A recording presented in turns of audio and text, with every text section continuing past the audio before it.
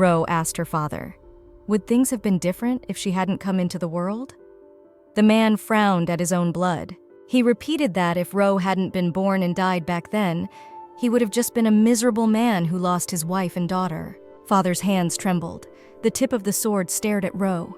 Now they both turned into monsters. The man asks if Ro is satisfied. The girl asks her father, "What is it to be content?" Because she's never known the feeling. Not only that, Ro doesn't know any emotion at all, marrying a man she's never met and rumors of his infidelity, and imprisonment in a dungeon on suspicion of murdering her husband's mistress. She coped with all the adversity, but the heroine believed that she had no reason to be punished for a crime she did not commit. And so she wanted to live, so she escaped and wanted to survive. So she killed her pursuers, and from then on, everyone called her the terrible witch. They also called Ro a murderer. The father replies that it's the daughter's own fault. What's happening to her is a punishment for her sins. But Ro replies to the father that he is old and sick. It's time to end it all. Ro realizes that the father in front of her can't defeat her. He's too weak and pathetic. The father screams that, does man create memories or do memories shape man? The next moment, the man rushes into battle, raising his sword. A father calls his daughter a monster. She looked at the approaching man with a sad expression. If the person closest to her called her a monster, perhaps it was true. The girl was getting very tired of everything. If you think about it, it wouldn't be so bad to die at the hands of a father who hated her. A very fitting ending without all the unnecessary stuff. It was the year 548 in the imperial calendar. That day, her eyes closed forever. But that's what the girl thought, because the next moment her vision caught the sunlight. It's Ro, still alive. Her father wasn't the kind of man to heal wounds and put them to bed. Ro's hands trembled. The girl gets up from her bed and asks what happened and needs to calm down and think hard. But when the heroine walked past the mirror, she saw her reflection and realized that she looked much younger. That mirror broke when she was about 17 years old, and now she sees that the mirror is intact, and her face shows that she's still a very young girl. She's now in the body of her childhood. Ro couldn't believe that this was happening to her, and just an unbelievable accident. Her thoughts are interrupted by the sound of a servant entering the room. Ro looks around and sees that she is greeted by a maid with tears in her eyes. The woman says that the mistress is finally awake. Ro realizes that this girl was her personal maid. She didn't feel very confident. Nearby, Betty was crying and tells the story that Ro fell down the stairs and she was very scared for mistress. Ro wondered, could she have died because she fell down the stairs before? After all, she was a great warrior. Ro realizes that she has also grown younger. Ro couldn't hide these thoughts, so she spoke them out loud. Betty is surprised. If Ro is complimenting her, it must be some kind of a joke, and Betty is worried that there won't be any problems. Ro picks herself up and honestly admits she's not joking. Ro asks Betty directly, how old is she now? Betty gets flustered and admits she's 16. Ro then seriously asks how old she is. The girl points to herself with her hand. Betty answers her mistress that she had to celebrate her 15th birthday a few days ago, and Betty wonders what is going on now from mistress. Ro understands, and she has one last question, because she doesn't know what year it is yet, even though she can count it. Ro realizes it's the year 533 in the imperial calendar. She went back in time to her childhood body. Ro confesses to Betty that she hit her head when she fell down the stairs, so she doesn't remember anything. Betty asks mistress to follow her. The maid shows mistress her office. Ro didn't even think Betty would believe her. 10 minutes ago, she asked Betty to show her the house. The maid agrees, and mistress and Ro is surprised at how gullible the maid is. Betty goes on to tell her that the young master's bedroom is next. On the opposite side of the hallway is a gallery. Betty asks Ro if she wants to go in there. After all, Ro used to go to the gallery sometimes, and perhaps going to that place can renew an old memory a little. Ro wonders, is it really true? And Betty even blushed, saying that it was the honest truth. Ro had probably forgotten that she'd been to the gallery so often before she left her parents' house. It was surprising because she had loved her childhood, but very little. What's memorable about those times? Ro guesses that perhaps she wanted to look at her mother with her blonde hair, like the moon. But Ro doesn't understand why she's been emotionless since birth. At one point, the young ladies are interrupted by a man's voice. Betty has to say hello from young Mr. Leston. A strange feeling arises in Ro, and she remembers that this man was from her past life, and she killed him. Leston looks at Ro with disdain and asks what she is doing here. The girl looks at the man she took her life and doesn't know what to say. When Ro opens her mouth, she says that she wanted to look at her mother's portrait. At that moment, Leston stopped talking. His face became cold as if he was reflecting frost and denial of everything. The boy decided to turn away so the ladies wouldn't see his face and told Ro to go away because she'd better not be seen by her father. Betty explains that when she saw Mr. Leston, she felt cold inside. Ro thinks about it. That guy didn't like her. It was very difficult to communicate with him. The girl remembers that Mr. Leston is the man who pointed the sword at her. He was trained in swordsmanship from an early age. He was her only brother. Ro remembers an episode from her early childhood when Leston pointed his finger in Ro's direction and accused the girl of killing his mother and no longer being his sister. Ro just realizes that something like this has happened before. She looks away disappointedly. But it's still interesting, because Leston has come to see his mother's portrait, and so such a cold man can miss those who have died. Night falls. Ro has been thinking all day why this event happened to her and why she has to live her whole life over again. There are so many people in the world who would like to turn back time because they regret their past. But Ro had never wished for anything like that. She didn't believe in fairy tales, that it's possible to turn things back. Ro doesn't understand. If she's just going to have to live her life again, if all this misery is just going to happen again. Ro wonders why she has to go through all this misery again. It's truly boring and ridiculous. Ro didn't even think about changing anything until it was time for her to change.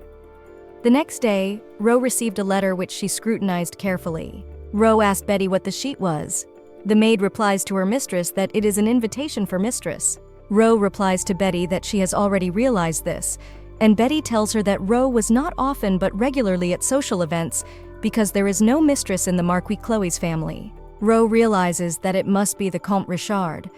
Come to think of it, Betty is telling the truth. She and Leston have been splitting the social events between them. She's only recently returned to the past and doesn't quite want to go out and socialize with the people around her. But it can't be helped. It's her direct responsibility. Ro sank with the realization of all her responsibilities to the house. At one point, Betty dared to interrupt her mistress's musings and asks that her mistress listen to her for a while. But when Betty saw Ro's dark and in her own way frightening face, she could not help herself and ran away. After that, Betty continued to behave strangely and kept looking away from Ro so as not to arouse her attention. Ro couldn't understand why Betty was looking at her from behind while almost crying. She couldn't understand what was going on. At one point, Ro approaches Betty to openly ask her, "Is the maid hiding something?" Betty is very afraid to answer, but Ro says that everything will be fine and that Betty will not be afraid and Ro will not punish his personal maid. Betty says that now Ro's memory is not quite normal, and perhaps she should rest for a while and postpone the social dinners for the time being. Ro says that she doesn't know what Betty is hiding, but she can probably rest when she hears everything. Betty is relieved, but still her hands clench. Perhaps Ro doesn't remember. But to be honest with her mistress, Betty wants to confess that after her 15th birthday, Marcus held their engagement ceremony. When Ro heard those words, the first thought that came into her mind was that it was at that very time. Ro had even forgotten that these events were happening to her. She didn't really care at the time. Betty continues her story and says she can't understand how an engagement could be arranged without the lovers seeing each other in person. Besides, Ro is the Marquise's eldest daughter. But looking at Betty's distraught face, Ro realized that her troubles had been building up for years and had brought her to such a sad end. Betty tells Ro that her husband's name is Kennis Rodriguez. This is the man to whom Ro was engaged at 15 and she married at 18.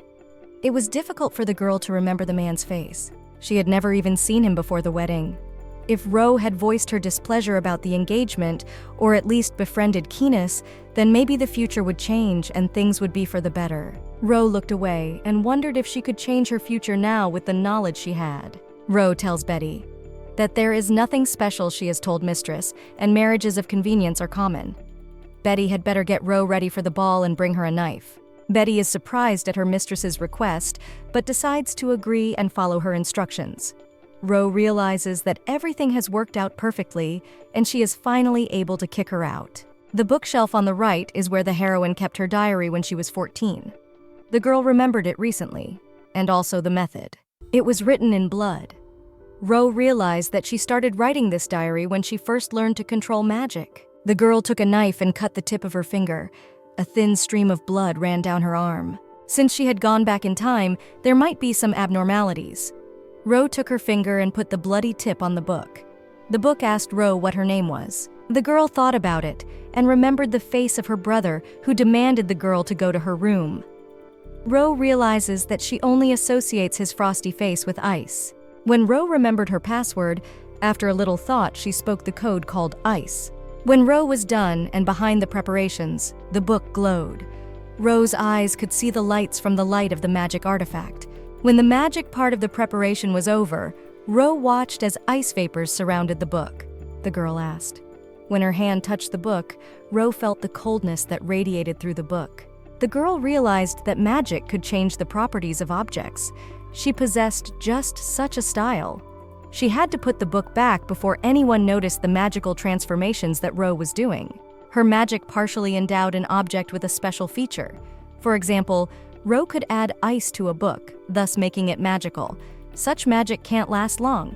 Over time, the book would stop being frosty. Ro realizes that this is fine and she hasn't noticed any weirdness in her power. Her magic is also controlled as before. The following time, Betty brings her mistress back to normal. She wonders who it could be. But at some point, Leston enters the room. He looks at his sister with a confident face. He apologizes while looking at Ro. Betty is almost finished from the preparations. Ro was just incredibly beautiful and sweet. The girl asks her brother what happened and why he came to see her. Leston replies that he had heard Count Richard invite Ro and she was going to the ball. Ro was already all dressed up and wearing makeup and asks what's up with that and why her brother is asking such questions. Leston says that he has a personal reason to be at that meeting and asks Ro to give her the invitation. Ro realizes that it would have been better if he had come before she started packing, because the girl has already spent too much time and energy. She would like to know what the big reason is why her brother decided to ruin her mood so much. Leston says he can't tell. Ro says that if her brother talks to her like that, she won't give him the invitation. Betty breaks into the conversation and timidly asks Mistress if she might listen to her brother. And yet they could go to the event together, after all they are brother and sister. But at that moment, Ro and Leston, who were standing in the room, turned into cold statues, as if frost had passed through their bodies. They looked at each other apprehensively, but when the boys did go to the ball, they stuck together. Ro realizes that she's had enough of this behavior. They've entered the ballroom and can now walk separately. Well, for some reason Leston won't leave her side. When Ro was able to get away from her annoying brother, she thought that maybe she could take a walk, since there was nothing she wanted to do. Ro was strolling through the night garden near the Great Hall, but at some point she noticed a vague movement ahead of her. The heroine turned her attention to her girlfriend and the shadow behind her. Ro saw what appeared to be a second girl, who was hiding under the shadow, had pushed her friend into the lake. The heroine saw the splashing water and wondered. There must be some kind of fight going on. Ro couldn't understand how this could have happened. It seems she witnessed some kind of murder. Ro realizes that many people saw her go out into the garden and she may well become a suspect. Ro doesn't want to be a murderer, so she decides to use her magic and bites the tip of her finger with her teeth. When the girl sits down near the water, she sticks her finger into the cold and beautiful water that shines with moonlight reflecting the night sky. Ro says the spell out loud. She wants to use her blood as a source of magic, and she wants to change the properties of the object because the girl has recently returned to the past, and she doesn't want to be called a murderer already. Ro hasn't decided what she really wants yet. When Ro jumped into the water, she could breathe. The girl used her magic and was able to see what appeared to be a girl. What had been falling to the bottom of the lake all this time was too deep. The girl decides to swim to the bottom to save the drowning girl. Ro asks about the young girl, if she's all right. But then he notices that her eyes are closed and her breathing is too weak, and apparently her lungs are filled with water. She lost consciousness. Ro wasn't going to save her, and she could have easily killed this girl and saved her just as easily. It wasn't a problem for her to create whatever her heart desired out of this girl. When Ro was pulling this girl to the shore, she realized that she was very heavy. After all, the strength of a 15-year-old girl is very weak. But Roha has to go up, a little higher. When Ro realizes she's not far from the shore, she's surprised because the magic is slowly wearing off, and rightly so, because 5 years ago her magic was much weaker. She also sees that her dress is tangled up. It's not the best thing that could happen to her. The heroine doesn't understand.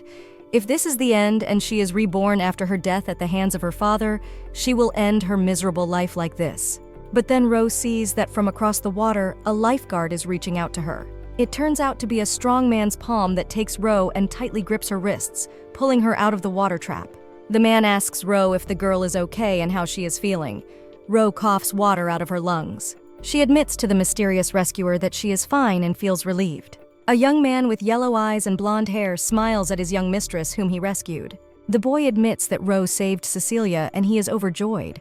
Ro wonders who this Cecilia is. The guy confesses that it is the same girl that Ro pulled out of the water.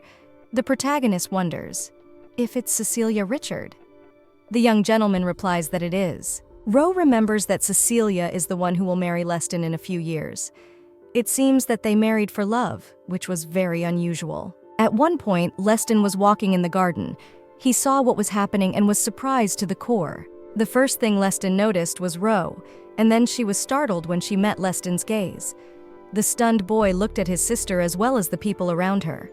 His hands dropped down, and Leston didn't know what to say.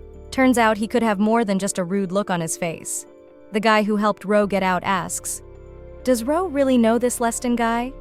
Ro admits that it's true and that Leston is her older brother. The guy says that this is very interesting information, but he also didn't ask Ro's name. He leans over the girl and asks her to let him introduce himself. When the guy learns Ro's name, he introduces himself that his name is Arthur. The man extends his hand to Ro, showing his friendliness. The girl sees the guy's glowing palm and wonders, is he really a mage, while openly asking her new acquaintance about it? Arthur asks Ro to wait for a while and activates some spell. Ro watches Arthur's actions and remembers that this is the same Arthur who was a famous mage, only in a completely different way. While Ro was famous for her status as a terrible witch hated by the whole world, Arthur was the best magician adored by everyone. It was like yin and yang. Ro had never heard any negative gossip about Arthur. People always spoke kindly of this good guy. Still, mages could be completely different. That was exactly the kind of thoughts that were in Ro's mind. When Arthur used his magic on Roha's body, she felt warm. The girl says that her clothes are dry. She heard about Arthur's famous magic and thanks him for his help. Ro says that the meeting was spontaneous. The girl has done her work, and it is time for her to leave, and it would be better to dry Lady Cecilia's clothes as well. But Arthur asks Ro to wait, and he would like to discuss something with her. At some point, the couple's conversation is interrupted by Cecilia, who finally wakes up. The girl thanks the guys for saving her because she can't swim and almost... Cecilia confesses her name and says that next time she will officially invite the guys to their estate because they have done a lot for Cecilia's survival. The girl walks over to Roya and takes her hand. Cecilia confesses to Roya that she is very grateful to her for such an invaluable help. Cecilia is considered by Ro to be a brave girl. Ro does not know what she should say in such situations. She carefully assesses the situation to see what to do now. After all, this is the first time this has happened to her. Ro can remember a few things, though. She looks at Cecilia Leston standing behind her and looks away, saying there is no reason to thank her. Inside herself, Ro feels a pleasant sensation.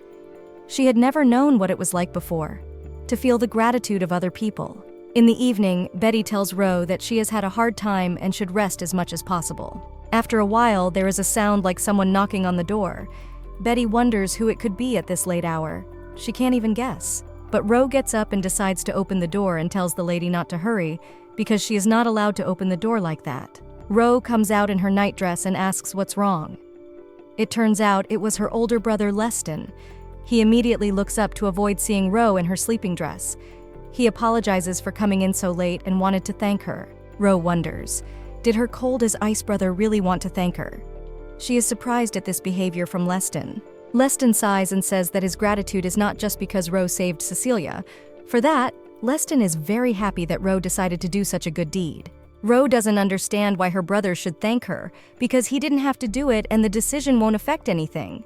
But the guy says that he wanted to do it. Ro senses something wrong. She wonders, is Leston already engaged to Cecilia, or are they officially dating? Perhaps Leston confessed his feelings, but Roe's older brother answered all questions in the negative. The girl is surprised. In a word, there is nothing between the guys, and it is unrequited love, and so Leston has no reason to thank Roe. The guy was shocked by his little sister's inferences. Then Leston wants Roe to accept his apology if he doesn't want to accept thanks. Roe asks more questions. Why is he apologizing now? But Leston explains that time he went to see Miss Cecilia, so he couldn't pay Roe any attention. He says that Roe is his sister, and Leston should not have disregarded her time and run after another lady. Roe says that Leston doesn't have to worry about that because she was happy to take a little walk by herself. Roe doesn't know what a real family is, but she has heard about it. But in a real family, isn't it important to have a heart-to-heart and fond memories of each other? The Marquis and Leston had a good relationship, and he was proud of his son and heir. However, there was a gulf between his father and Roe. Roe was the exception to all the rules. That's why these two can be considered a family, but Roe was always an extra. The girl says that nothing but bloodlines bind them. Leston was a little surprised at his younger sister's cold answer. The girl goes on to say that they rarely see each other and have never even had a heart-to-heart talk, so Roe has no positive emotions, and rather the opposite. Roe explains that, to put it simply, whether Leston and her father were ever actually her family. Roe thinks it's a rhetorical question and there's no answer. Leston stood stock still, unable to respond to such a bold statement from his younger sister. He watched in shock as Roe closed the doors. When the mistress is still in her room away from Leston, he wonders why Betty is looking at her so strangely. Her personal maid even cries and tells mistress that this is a very sad story. After a while, Roe receives an invitation from Count Richard's estate. Roe is surprised. Does she really have to go to this invitation? She is very lazy to attend any events. But Betty replies that of course Roe should attend this event, because it is the first time Roe has been invited for personal reasons, and it is a great chance to make friends. Roe puts the envelope on the table and explains that she doesn't really need friends. But Betty replies to the lady that everyone needs friends. She shows different makeup devices and says that they will now make Roe's face beautiful. The girl says she doesn't care what she looks like. Betty asks Roe not to talk like that, because she should expand her circle of knowledge and socialization a little. Roe shows her displeasure by watching Betty decorate her. The maid takes great care of Roe, and the mistress does not know why she needs friends. She still couldn't answer that question. After a while, Roe was welcomed into the Richard Manor. The girl said hello from the people that greeted her. It turned out to be a maid who asked Roe to wait for some time and the mistress would come soon. Roe observed that at that time a beautiful table of treats was set in the garden. The girl noticed a lot of delicious candies and cakes and pastries. She became a little curious. After a while, Lady Cecilia appears with her helpers. She says she is glad to see Lady Roe. Just then, Arthur, a friend of Roe's, appears. He says they haven't seen each other since Miss Cecilia fell in the water. Roe says hello to Arthur. Cecilia breaks into the conversation and says that she is very grateful to Roe for coming. Cecilia wants to properly introduce herself and is very pleased that Roe decided to come to them. The girl introduces herself to her new friend as well. She was glad that she was welcomed so kindly. Cecilia asked Roe to call her by her first name, and the girls decided to continue their conversation at the table. Cecilia says that Roe should not be shy and take a seat at the table. She is very happy to have such a gentle lady who knows manners. But before that, there is one more person to introduce to Roe. This is her twin brother Noel. The boy tried to explain to Roya that she should address him respectfully by his last name, but Cecilia immediately slaps her brother, saying with a smile to behave.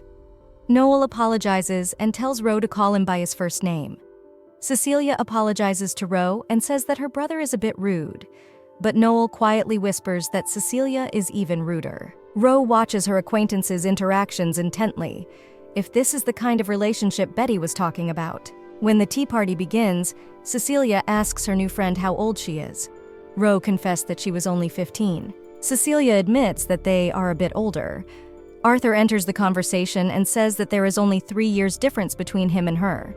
They are all 18 years old and have also been friends since childhood. Cecilia teases and says that, to be precise, they have been paying attention to Arthur and playing with him. Arthur wonders, is it really Cecilia's stupid jokes? But the girl notices that Arthur used to be very unfriendly. But from Roe, it is as if he has changed.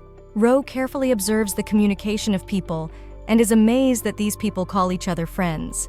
But the heroine sees nothing special in being anything but friends. She's not interested in being friends with anyone at all. Ro decides that now that the guys are a little quiet, she might as well ask what's on her mind. And she asks Cecilia, since they probably invited her to ask Ro something personally. For example, about the criminal who pushed Cecilia into the water that day. Cecilia says that Ro must have already guessed. Did Ro really see the person who did it? Ro says thoughtfully that it was too dark in the garden that night, and she couldn't see the man's face, and he had red or brown hair. And he was wearing a dress. This girl approached Cecilia from behind and pushed her and ran away quickly. But Ro thinks there are too many people who fit that description, and that's too bad. It will take them a long time to find the suspects, and it will be even harder to find the real culprit. Cecilia asks why Ro was there that night. The girl confesses that she decided to take a walk at night while her brother was doing something. But still, she wondered why Cecilia was there then. Cecilia admitted that someone had passed her a note, and to be honest, she thought Arthur or Noel had called her, so she decided to go to the lake at night. Arthur suggests that perhaps the head of the Richard family should look for the culprit, but Cecilia replies that she doesn't want to make a big deal out of it and cause trouble for her parents. Moreover, the criminal might escape if the elders intervene. Arthur wonders, does Cecilia want to act as a decoy because it could be dangerous? Cecilia says she'll be all right because Arthur and Noel are with her. Everyone who knows she was pushed into the water is at this table. Ro wonders why she is in this place. She doesn't understand why things have turned out the way they have. They saw Cecilia for the second time in their lives. Ro watched the girl on the opposite side of the table intently. Ro is immersed in her thoughts. She thinks she has told everything she knows, and it's probably time for her to leave. Ro speaks out loud in her wish to the surrounding people who looked at their guest with a surprised expression. Cecilia apologizes to Ro. After all, they were too engrossed in their own conversations, and she would like to have a closer chat with Ro. To be fair, Cecilia did not invite Ro here on her own initiative, but Arthur did.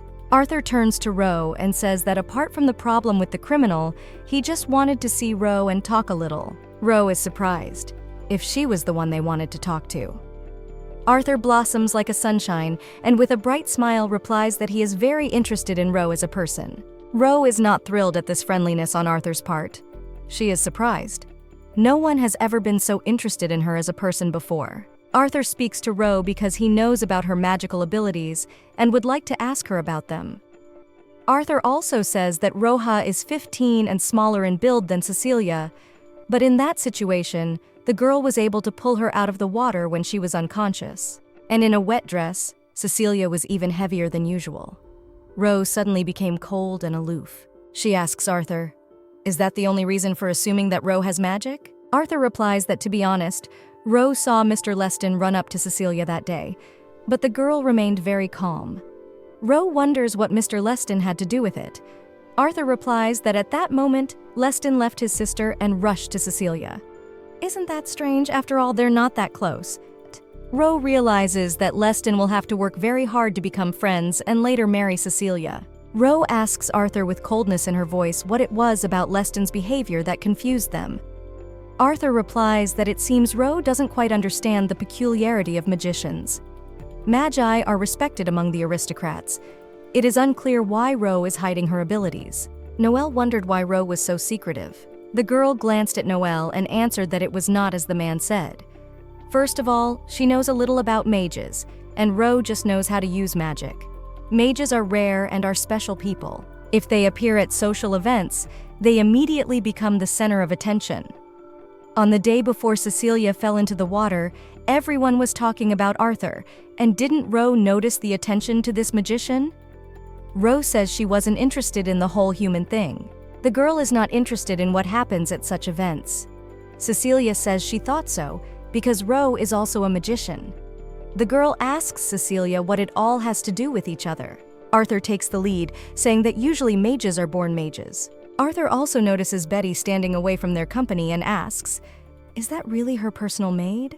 Ro replies that it looks like Betty has waited too long and it's time for her to go. Cecilia says she is sorry, and the whole company gets up from their seats.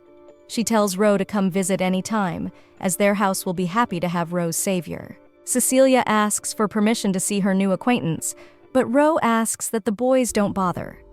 Arthur says he'll go after Ro, but Noel wonders why Arthur is doing this. Arthur turns to Noel and with his friendly smile replies that no matter what, Ro is a mage and a young one at that, so he should be friends with her. After all, that's one of their duties that older mages should have. Arthur waves to Ro, who is already getting into the carriage, and asks her to wait. Betty is surprised and asks Ro who this gentleman is. Ro answers that it is Arthur. Betty is embarrassed and surprised because Arthur is the heir of the Duke of Robert, and he is a magician. Ro is surprised.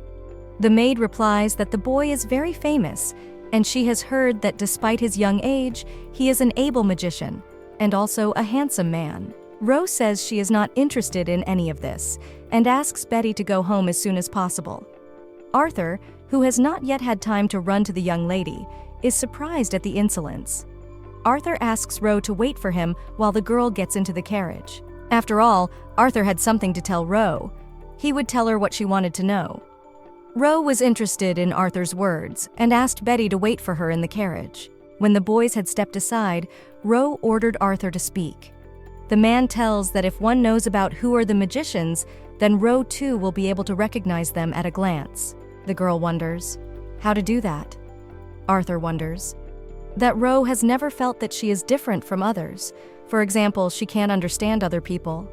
Ro says it's probably just like now. Arthur explains that in more fundamental things.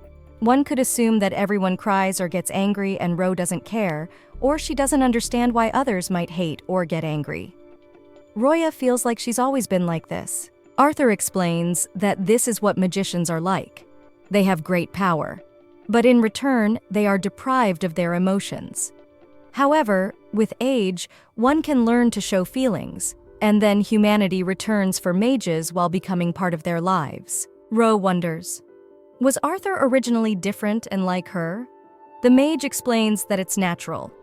Around the age of 12, Arthur began to understand emotions a little. Among mages, those who haven't quite learned to feel are called youths, and those like Ro. Usually, such young mages are introduced to a more experienced one who teaches them how to recognize emotions. And Arthur also says that Ro also needs a teacher. But Ro says that Arthur is wrong, and she can learn everything on her own. She thanks Arthur for telling her such subtleties, but she is fine with it. Ro answers very coldly to all Arthur's questions. She thinks that if she had feelings, she could not bear to be rejected by everyone. Arthur is surprised by these words of the girl. He didn't expect that her life could be so bad. But still, Arthur does not know the girl well, and realizing this, he decides to make another attempt. The man suggests that perhaps they could go roundabout. If Roja does not want to study with the teacher, they can just become friends, and Arthur will try to guide Roja to the right path during their common communication. The girl wonders, does she really need these so-called friends? She does not understand the meaning of these words. Also, Ro does not understand what Arthur's interest is. The guy says that it is difficult to answer this question when the interlocutor does not understand emotions. After all, friends are people who are always happy to each other and share feelings and experiences with each other. Arthur explains that they will be able to experience different emotions, and this will help Ro to cope with life's difficulties. Sometime later, when Ro was already at her estate and spent a few days in reflection, Betty came to Madame saying that she had a new letter, and did Ro finally have her long-awaited friends? But Ro was even colder and more aloof, not answering Betty that she didn't have any friends. Betty asks Ro not to be shy because it's normal to correspond with friends. Ro sees a note. It's from Arthur. He says he's coming to pick up Ro. The girl doesn't understand how he can be so impudent. Apparently, Ro had the bad luck to get in touch with annoying people and should have left everything as it was so that Cecilia would drown and Ro wouldn't have any more problems. The girl recalls the words of Arthur, who offered to be her friend. At that time, he motivated Ro that it would be easier for her to cope with life's difficulties if she could understand emotions. Then Arthur said that friends are people who are always happy to be with each other and share their feelings and experiences with each other. Ro doesn't know if Arthur was telling the truth, and that she is a young mage who can't recognize feelings, which may make it more difficult for her than an experienced mage who has been able to acquire humanity. But still, Ro can't just trust a human from her own life experience. She recalls that in her past life, the girl was a very dangerous mage. She had the highest price on her head in the Empire. The girl realizes that when her so-called friends and acquaintances find out who Ro really is, they will despise her as they did before. Betty asks. Since Ro has received an invitation, she will probably go to meet her, but Ro sternly replies that she doesn't want to go anywhere, so she will stay at home and rest as before. After a while, the carriage arrives at Ro's estate. Cecilia greeted her friend with joy. Ro is surprised. Has something happened? And she openly asks Cecilia about it. The girl says she heard from Arthur that he warned Ro and that she doesn't know anything. Ro says she got a letter this morning. The girl shows a short note. Cecilia is not very happy, says Arthur didn't explain anything in his letter, and that's too bad. But Cecilia will try to explain. To be honest, the big reception starts from today. Ro wonders, what's the big reception? Cecilia tells him that Roja isn't really interested in social events. The grand reception is the largest ball held at the Imperial Palace. And then it turns into a festival in the center of town where all the aristocracy gathers. Cecilia explains that today is the first day of the festival, so she asks Ro to go with them. But Ro coldly replies that she doesn't want to go anywhere, so she will stay at home and spend time with herself. She doesn't like crowds. After a while, Ro finds herself at the festival with Cecilia. She wonders why she is here now. Cecilia, who has been holding Ro all this time to keep her from running away, asks if the place is beautiful and if it will be even better in the evening. After a while, the boys came across the men, and it was Arthur and Noel. Cecilia was very angry with Arthur because he didn't explain anything properly to Roya. Arthur explains that no matter what, Cecilia would still be able to take Ro away, so he was convinced of her abilities. Ro notices that Noel's clothes are strange and she's seen them somewhere before. Noel explains that it is a knight's uniform, and there will be a lot of people at the party tonight, so he will be watching for security. Ro realizes where she has seen this uniform before. Cecilia asks why Noel is not on duty at this time. Arthur tells Cecilia to stay out of the order's business. But Noel replies that he has some free time for now and is awaiting orders from the head of the order, who will be making his rounds. Noel suggests that perhaps the head of the order is drinking somewhere right now. He's a rather idle man and difficult to deal with. But now Noel can enjoy the holiday with his friends, and that's the main thing. The guys were walking amongst a noisy crowd. Cecilia asks the guys if they like the event, because it is really nice here.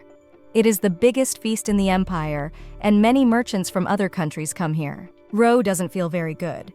Why do they think this noise and crowds of people can be fun? Arthur notices that the young magician has a problem with her emotions, so he turns to Ro to help her. At one point, the boys see a line. They wonder why the townspeople are lined up. Cecilia explains that it looks like they want to buy strawberry moti, and she wonders if the friends want to try this delicious dish. Ro replies that she doesn't want anything and it's her first time in a place like this. But Cecilia says it's an oriental dessert with strawberries inside. Don't the guys want to try such a delicious and interesting dessert? Because it is definitely very exotic. Cecilia has become very active. She asks that the guys wait a little while and she will buy it.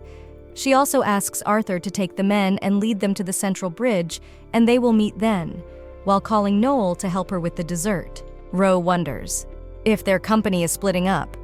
But then the guys leave and Ro is left with Arthur. Arthur laughs and says that Cecilia seems to care for Ro a lot, but the girl doesn't understand why Cecilia wants to take care of her. After all, they are nothing to each other. It's hard for the magician to explain to his young friend what emotion is all about.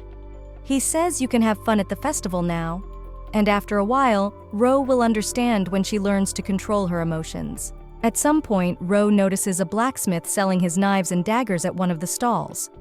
The man notices Ro's attention and advertises his weapons, saying that this dagger costs only 2 silver pieces.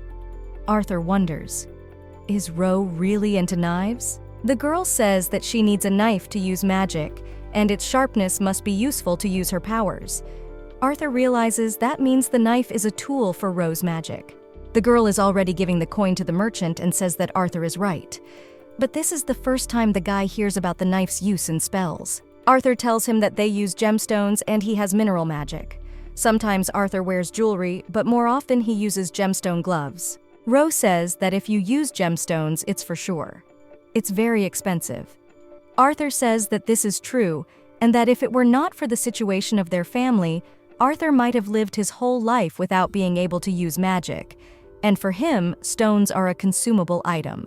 Ro realizes that means her life is kind of expendable too. But if the doses aren't lethal, Ro can still live. She confesses to Arthur that her magic is relatively economical. Arthur wonders, did Ro say it so quietly that it was hard for him to hear her words clearly? But Ro isn't going to explain or repeat herself, so she says she doesn't want to waste time and turns around and demands that they go about their business, for Cecilia and Noel will be here soon. Arthur has the feeling that their conversation was cut off in mid-sentence. He knows that young mages are very difficult to deal with, and Ro is much more difficult than the average young mage. She's a mage, but she's still very special. Ro uses her spells in a way that no one else does.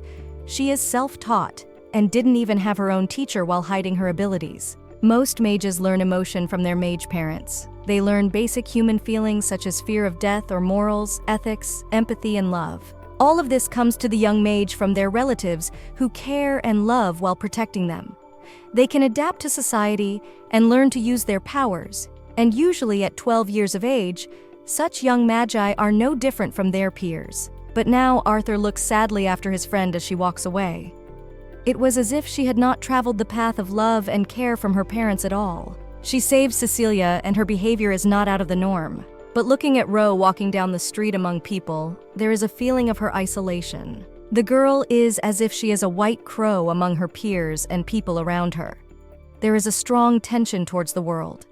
It feels as if Ro is fighting against everything using her willpower and not letting anyone close to her heart. Maybe even the girl is showing hostility. To be honest, Arthur's worried about Ro. Mages who haven't learned how to sense are easily able to hurt people, and they're not liked by the people around them and start smashing and destroying everything in their path. It's scary to imagine what a great magician who can kill half a year with one spell and has no feelings can do, thus becoming a danger to society that they can destroy themselves and everything around them. Roya is only 15, but she's just a child and needs protection. Arthur asks them to hold hands because it can be too dangerous in such a crowd. Ro explains that she can walk alone and doesn't need anyone's help. Arthur explains that Ro is in danger of getting lost. The girl explains that she never gets lost and doesn't need to be treated like a child. Arthur wonders how she knows such phrases. She is only 15 years old and Arthur is already 18. It's Ro who's the child. At some point, the girl disappears into the crowd and Arthur can't find her anymore. She must have disappeared somewhere after all. When walking with a small child, you should always hold his hand, even if he doesn't want to. At this time, Ro feels strange and realizes she's lost. She said 30 seconds ago that she doesn't get lost in crowds, but now she can't figure out where she is. Ro realizes her mistake, but apparently pride has her head spinning. Ro says she's not lost, and it was probably Arthur who lost her. But there are still too many people, and the first thing to do is to get away from this place. Ro walks alone looking for someone familiar, and the next moment she feels a familiar sensation. Even though Ro had just spoken in her voice to the imaginary Arthur, she hoped no one would hear her. She realizes that she is now in that very same alley. Then, a man ran out of the house and shouted that a red-haired girl was running towards East Street, and that she had to be caught quickly because it was an insolent rat running away. In 3 years, this place would become Ro's hiding place. The girl was hiding and trying to survive in the garbage among dirty rats like her.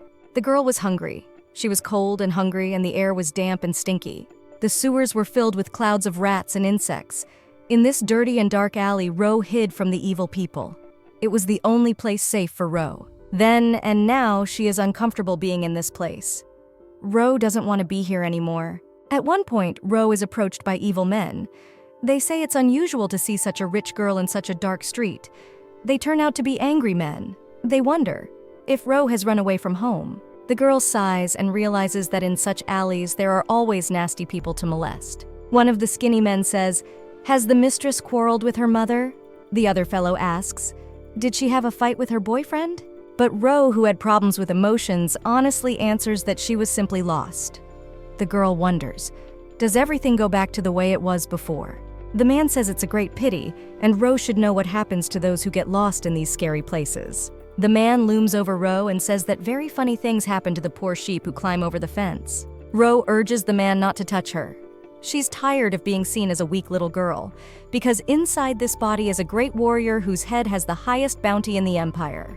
But the bandits react to Ro's remarks with laughter. They say that this girl must have lost her fear completely. Ro realizes that because she looks young and the environment considers her easy prey, and they see that the girl is weak, and Ro becomes a target for them. She has to cope with the villains that surround her from all sides. Ro is fed up with all this mouse business. The girl says that the guys seem to be very stupid and don't understand the warning. One of the most insolent men comes close to Roha and holds out his hands to her. He takes the girl by her clothes, and Ro demands one last time that the guys do not touch her. After all, they will see what the girl is capable of since she warned them. Ro immediately shows her bloodshot gaze. Her face becomes terrifying. At some point, the perpetrator senses something wrong and a swarm of ants runs through his body. He feels fear. At this time, one of the merchants kicks out his visitor and asks if this time he's pretending to be an honest customer because he knows the bully. The man runs away and doesn't understand what this is all about. He says that he should have watched the trade properly and then takes off. The guy realizes that if there are a lot of hooligans in the neighborhood, the merchants also use the checks to keep their business safe. At this time, the man hears a conversation downstairs, and one of the men yells at the girl, "Did she cut his hand?" The guy realizes that apparently the girl needs help, and he decides to help her, then jumps towards the men to save Ro. He punches the first of his opponents, and asks the others what the commotion is about during the party. One of the bandits asks who this guy is and why he is meddling in other people's business. A man who has just been kicked out of the store says that he is an assistant to the leader of the night order.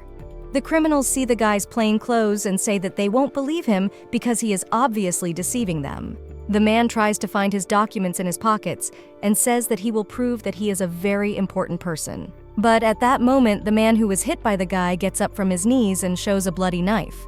After all, if he is an assistant to the leader of the order, then he can help ensure that he has a good time of rest. But he is interrupted by a joyful shout of a man who takes out a card that shows his sign and belonging to the order. He demands that the bandits look carefully, because on the card there are 2 swords, and he, and in truth, is an assistant of the order.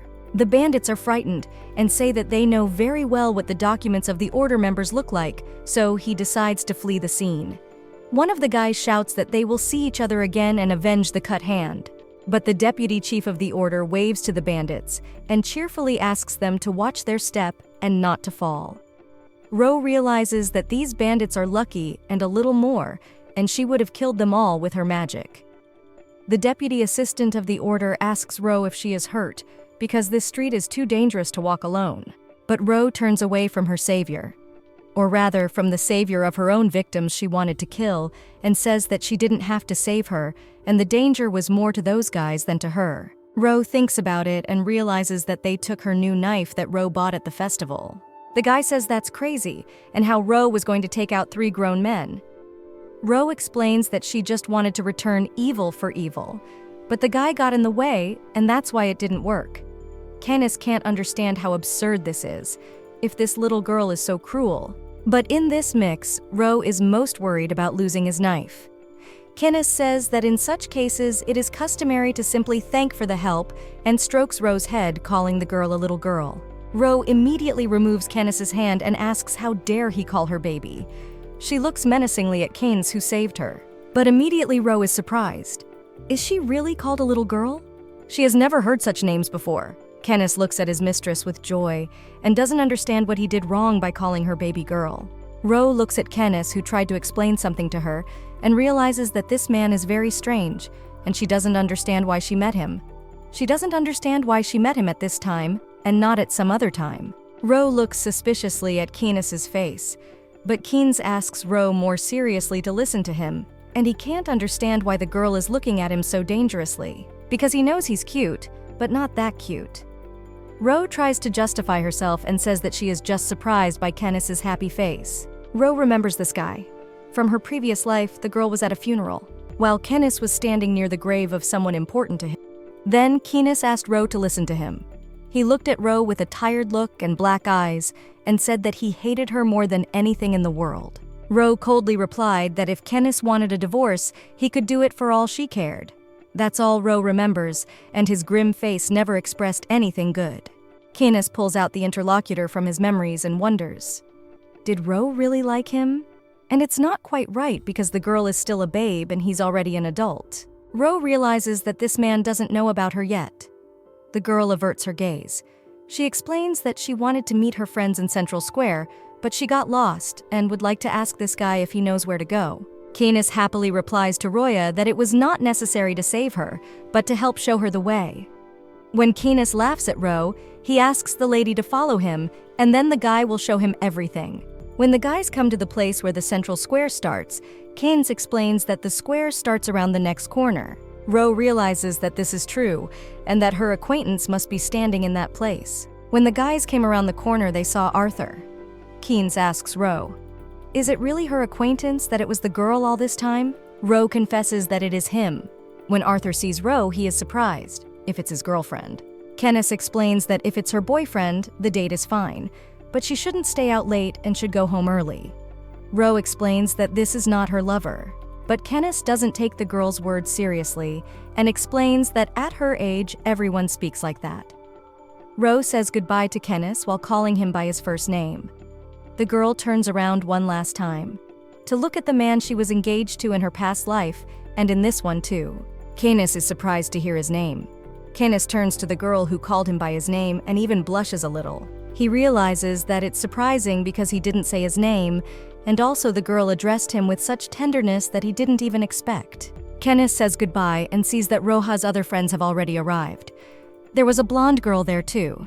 Kennis notices that Ro left without looking back, but it's still nice to see that it's Ro who is now spending time with her friends. Kennis watches Ro's conversation with a smile. Kennis remembers that Ro had said in the alley that she just wanted to repay evil for evil, and she said it with such cruelty, as if no one in the world would support her. But now Kennis sees that Ro has friends who can take care of her. He hopes the girl will be okay now. She's very cheerful. But then Kennis realizes that today is the beginning of the holiday, and it is very beautiful outside. The people around are excited, but still it is lonely for Kennis to spend time alone in this celebration. So she said goodbye to him. Her words sounded unusual, and if it was because of her beautiful looks, Kennis felt he was in love. Maybe it's his real emotion, but still Kennis doesn't understand what can be with such a little girl. After all, he is already an adult. These are very dirty thoughts, and he needs to get rid of it in his head. To top it all off, Kennis realizes, did she really knew his name? After all, the guy had not called himself in front of Ro before. This surprised Kennis the most. At this time, Cecilia and Arthur run up to Roha. They were both very worried about Roha and hoped that their friend was okay. Cecilia confesses that they had been looking for Ro for a long time and were very happy that they were finally able to find her. Arthur turns to Cecilia and asks, is she really drunk, as she looks very cheerful and awkward? But Cecilia denies it and says she is sober. Arthur realizes that means Cecilia has probably been drinking. The girl holds out her hands and with a red face says that there was a tasting in the cafe and she had one glass, but she is not drunk at all. Arthur asks Noel why he didn't do anything, but the guy replies that he tried to talk his sister out of it, but unfortunately she couldn't be stopped. She wouldn't have listened anyway. Cecilia says that Ro is a good headstand, but the protagonist explains to Cecilia that it's hard for her. Cecilia confesses to her friend that she loves her very much. Ro says that she's not as good a headrest as others might have imagined. Cecilia looks at her friend and says that Ro is a very good person, and she saved her from death and she is her benefactor. But Ro was not at all happy to hear such words. Her eyes were filled with the horrors of her past life. Some moments, Cecilia says that she has something for Roha, so she asks her to look in her bag. She asks for Ro to try something. Cecilia holds out a yummy treat to Ro and asks for the girl to open her mouth and taste it. When Ro realized that it was a trick and she started to chew the candy, she was very unhappy. Cecilia couldn't help herself as she saw Ro eating Modi, and she couldn't believe it was happening to her. Cecilia immediately hugs Ro, saying that this girl is very nice. But Ro asks Arthur when Cecilia will come to her senses, because apparently she is very drunk. Arthur replies that maybe Cecilia will come to her senses tomorrow and will be very ashamed when she remembers her behavior, and she will come to Ro's house to apologize. Ro realizes that it seems that Cecilia is not new at this. For an hour, Cecilia asks her brother to help her because she is sick. At the same time, her faithful brother Noel hands his sister a package and says he has everything ready. Ro realizes that it's probably not the first time these guys have been together on holidays like this. At this time, Ro is watching the delicious sweets. These modi are delicious. Ro herself did not notice how she loved the taste of the exotic dish. This sweetness liked the heroine. After a while, Ro thought about the strangeness of her life, because she found herself in the same life in which the same events were supposed to happen. Initially, her life was supposed to be uninteresting and monotonous. Ro remembers Ken stroking her on the head and saying that in such cases it is customary to thank her for her help while calling Ro a little girl. And Cecilia tells Ro that she loves her very much, even though she was drunk. But there is an event that is a little different from what Roha remembers. She met the magician Arthur, who wanted to become her teacher or friend to help her cope with her emotions. And in the end, that first choice to save Cecilia greatly influenced the events of Ro's life story. The girl doesn't want to be called a murderer. Ro realizes that she wants to lead her life to different consequences. But because of the new events, the future will not change. Ro understood that. That's why she was getting scared. If someone tried to kill her again, Ro would do the same thing and she would have to do it again. Go on the run to save her life from angry people. It's hard to imagine that in 3 years, she could be living a different life hiding in the sewers among the garbage. Arthur notices that his friend is acting very strangely. He asks why Ro is so serious. Is something wrong? Ro says that she has met someone she knows, so she is thinking. Arthur wonders if it's an unpleasant person for Ro. But the girl says it's not really what Arthur thinks. Although this guy didn't like her before, Arthur can put the words that Ro said together and assume that this is a person who disliked Ro and she doesn't care about it. The girl replies that she has no intention of hating anyone. Arthur would then like to ask why Ro is wary of this person and seriously thought about it while he paid attention to Ro's behavior. The girl was surprised by Arthur's question and thought about its value. She explains that it's not about that at all, and she just doesn't want this guy to find out what she's like and change his attitude. Ro doesn't want to be seen as a murderer anymore, so she unwittingly voiced her opinion to Arthur. The magician asks his friend what Ro is really like. The girl says, but immediately her cold words are interrupted by the sound of magic lanterns. Everything around them blooms with color.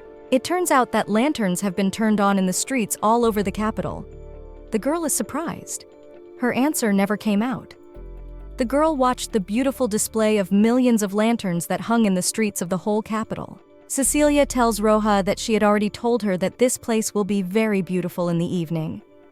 Ro is surprised herself and says that Cecilia, that's right, she said it, and it's very beautiful in this place.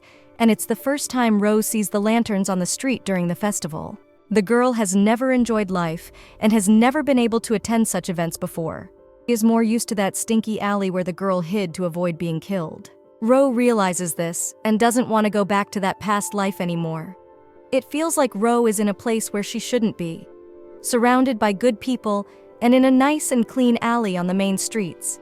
And yet, if her life changes a little, maybe Ro can get out of the darkness she was in before. Cecilia takes Ro's hand and asks her friend to go together.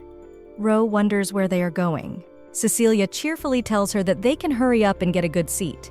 The girl doesn't understand where her drunken friend is taking her. But Cecilia explains with a smile that there is no time left and Ro will understand when she gets there. It's not certain yet, but Ro thinks she likes her life much better the way it is now. It turns out that fireworks were heard in the city. The lights exploded in the sky. The boys watched the beautiful show. Ro couldn't take her eyes off the beautiful fireworks. Her eyes reflected the lights twinkling in the sky. Arthur happily said that it was a wonderful show, and he asked Ro if she liked the fact that the guys had managed to get the girl out of the house. Ro is embarrassed and even blushes a little. A smile appears on her face. Ro says this performance is not bad, and whatever the future holds, Ro would like to enjoy what she has now. Now, Ro feels calm and happy around her new so-called friends, even though it's hard for her to get used to the new relationships. The girl is not used to something like this, and she doesn't know what will happen next and whether she will be able to change her fate. At this time, there was a commotion in the palace of Kennis. The young lord felt very bad. The man standing next to him said he should have drank less. After all, after work, Kennis drank until the morning. It turned out that the man standing next to Kennis was his brother. Kennis asks when the brother was there. The brother replies that he had just arrived and he could hear Kennis vomiting all over the hallway, so he came up to take a look. Brother Kennis is the Earl of the Roderick family. He is the head of their family and his name is Isaac. Kennis replies to his brother that his voice makes the hero's head ring. Isaac asks why Kennis drinks all the time. But then Kennis answers with a smile that drinking always has very interesting consequences, and he is glad that mankind was given the gift of drinking alcohol. But still, Isaac doesn't understand Kennis's justification. His younger brother tries to change the subject and asks what Isaac has been doing in his room since this morning. Isaac replies very glumly that he has wanted to tell Kennis for a long time.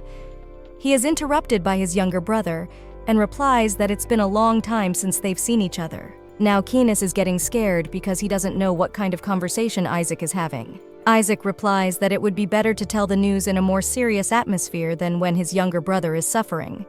The morning after the drinking, and he's sorry because Kennis is engaged. The younger brother wonders, is it really true and he is engaged without even seeing his soulmate and without his participation? Isaac replies that it is all true. Kennis wonders if Isaac is joking with him, but Isaac replies that Kennis's fiancée is the Marquis's daughter Chloe. Kennis gets even scarier. Is it the father of the same Leston he has known for a long time? Isaac replies that it's true, and that Leston has a sister who will marry Kennis. He will see her at the ball tonight. At the same time, Leston is in his study thinking about his conversation with his father. He realized that his father knew everything. Leston asked the man if Ro was too young to be engaged, but his father said they had already agreed, and they needed this union. Leston was not happy about his father's decision. He would like to prevent it, but there is nothing he can do but how to explain it all to Ro. A girl enters his brother's office and he asks her why her older brother called her. Leston asks Ro to sit down and says that it seems that the girl will have to go to the ball alone. Ro says she doesn't care and shouldn't worry about it. Leston was surprised by what Ro said and also says that although the engagement is a judgment call and her father is not amenable to persuasion, Ro replies as always without emotion that she doesn't care. Leston asks if Ro is sure everything is okay. The girl says it was bound to happen at some point anyway. Leston still can't look into his sister's eyes and turns his gaze away and says that he understood and that he must have seen the fairy as a little girl. Leston also wanted to talk about the words he had said while looking away. Ro wonders which words he wants to talk about in the wrong place.